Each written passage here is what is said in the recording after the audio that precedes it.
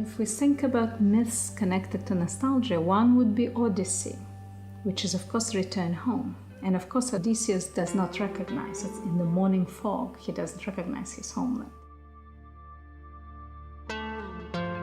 Lot's wife from the Bible, from Old Testament, it's the opposite myth. It's about looking back and becoming a pillar of salt.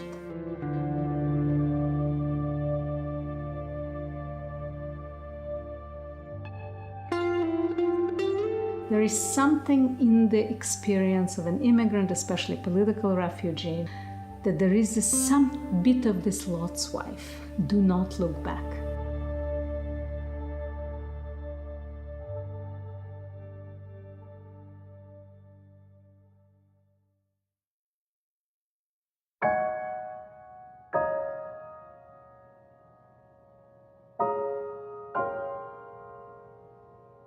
So basically I grew up in what was considered to be the most beautiful city in the world, on the fringes of Russia.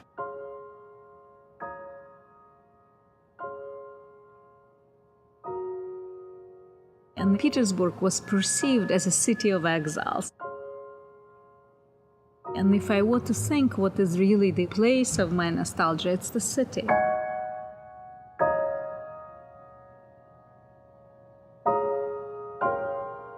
So I think for me, there were two things immigrating from St. Petersburg and immigrating from the Soviet Union.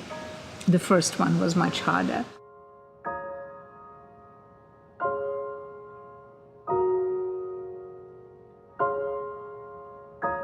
Even though we lived in relative poverty, sharing kitchen with the neighbors and so on, it didn't matter. We also had our dream interior made of the urban facades.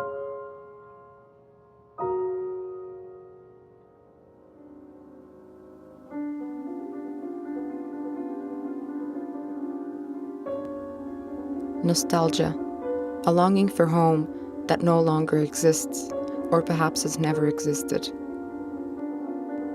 The term was coined in 1688 by Swiss doctor Johannes Hofer. At that time, nostalgia was considered a difficult but curable disease, with symptoms such as vertigo, headache, and continuous fear and sorrow. Among suggested remedies for nostalgia were purging, opium, and leeches, and a return back home.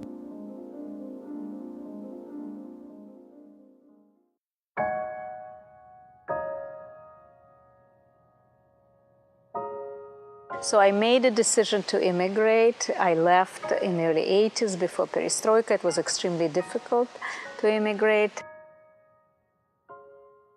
So I left as a refugee, saying that I will never go back to Russia. I immigrated also because I was Jewish, and there were restrictions and quotas. I couldn't get into the university. I went to the Pedagogical Institute. My father had to find out where they took Jews, and that really, really disturbed me. So I also took part in various demonstrations when I was 19 for human rights and freedom for immigration. So after that, there was no choice for me but to leave. When I left the former Soviet Union, I lived with a certain taboo on nostalgia. Nostalgia can be too easy.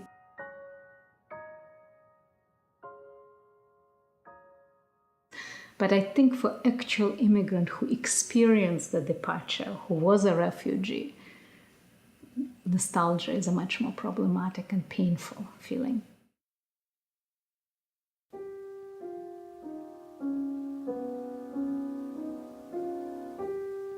In 17th century Europe, nostalgia was an illness of the first migrant people, Swiss mercenary soldiers and French domestic workers, who left their homes to work in the new cities of modernizing Europe.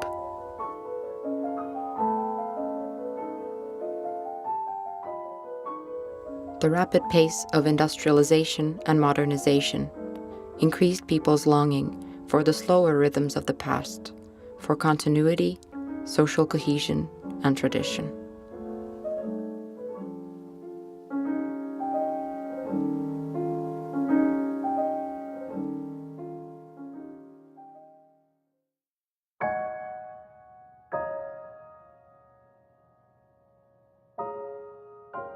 The moment of leaving Russia was incredibly traumatic.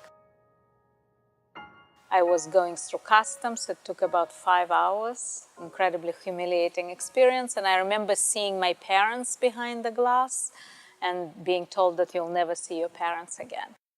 And I really, like Lot's wife, I tried not to look back.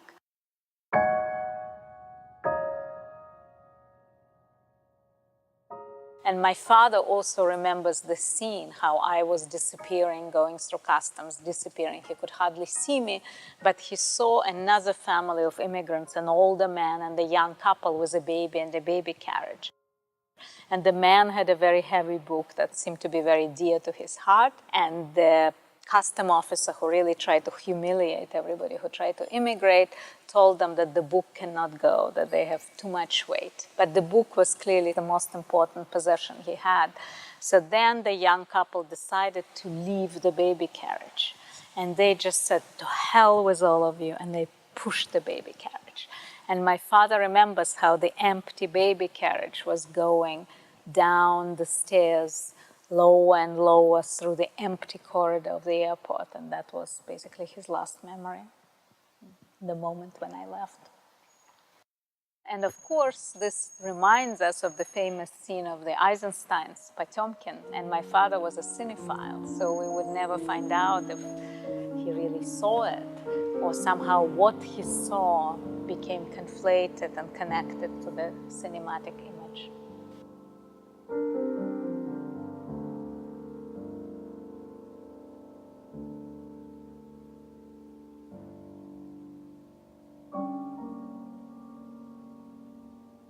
We often think of memory as a kind of warehouse where we take information from the outside world, put it into the warehouse on the shelf, and then when we use it, we go in and take it out, and then we may put it back or whatever, but the idea is that we have this information stored in our brain, and then we use that exact information. But it turns out that that's not the way it really works.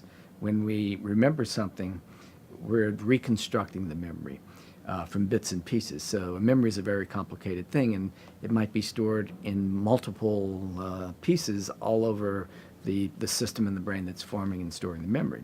So when you take it out, you have to reassemble some of those pieces and to make it a whole again. And it's never really a whole, because what you're doing is you take a few pieces and then you complete the pattern in your memory, in your experience, in your mind. Nostalgia was first diagnosed at a time when art and science had not yet entirely severed their ties.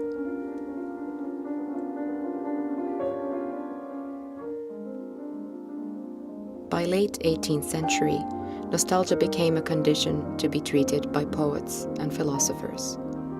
At that time, a particular term appeared: hypochondria of the heart.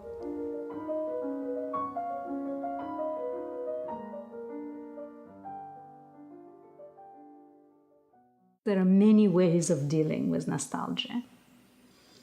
And in a way, you can only start a new life if you have a period during which you do not look back.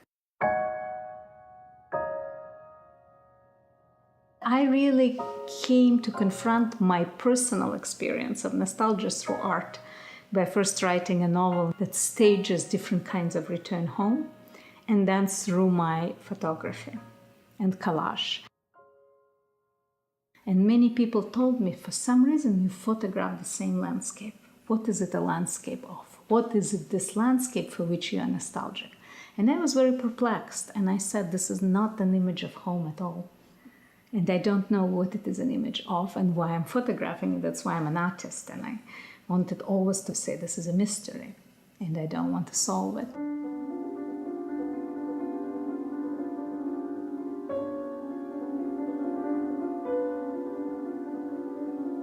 In the 18th century, doctors attempted to cure nostalgia by returning people to their homes.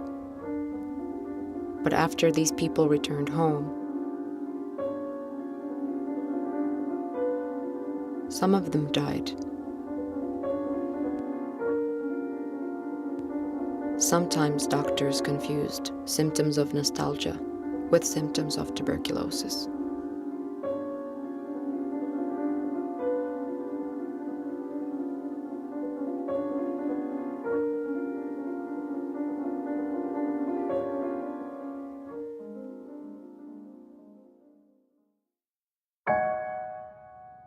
Immigration and nostalgia is a complicated issue because you do know that there is no return home. Moreover, when you try to go home, you discover very different things about home that touch you.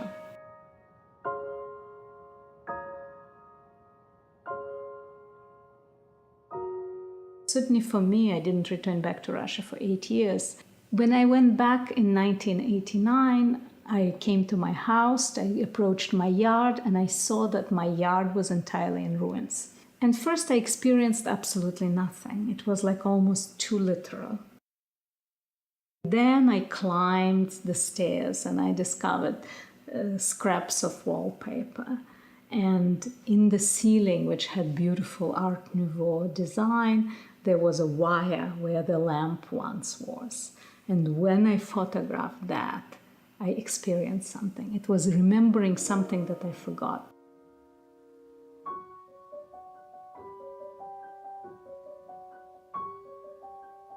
On the pictures of my yard, you could see the graffiti that says death, and it basically looks like a picture from the war. So I was almost afraid to show this image to my parents.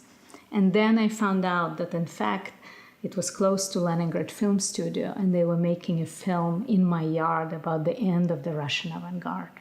So then, for me, it became poignant. You know, what do we see? Do we see theatrical props? Do we see what we want to see? Do we actually see the ruins of our house?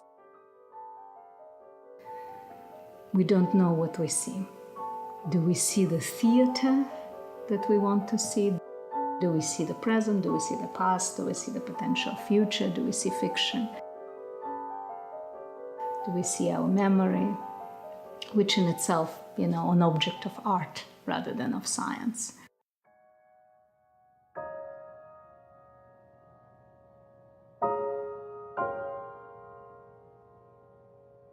Every time you use a memory, it's important that it be restored in the brain.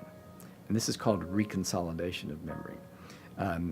Because if that process is blocked, that reconsolidation process, then you no longer have access to the memory in the original way.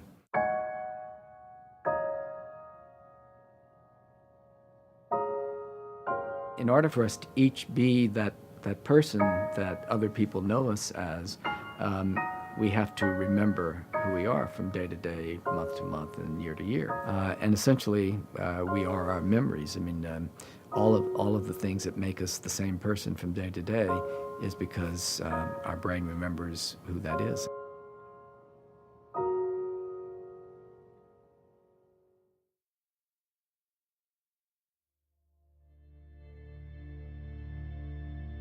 The disease called nostalgia was coined at the dawn of the modern era, at a specific historical moment when the conceptions of time and history were undergoing radical change in Europe.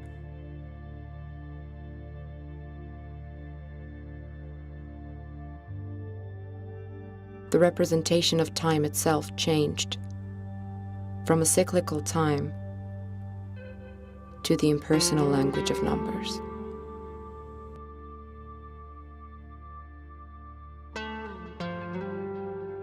In this way, nostalgia is the inseparable relative of modern progress. In a way, nostalgic rebels against this modern irreversibility of time. Enjoys the duration of time, knows that there is no return, and still ironically yet desperately wishes to reflect on the sensation of being at home.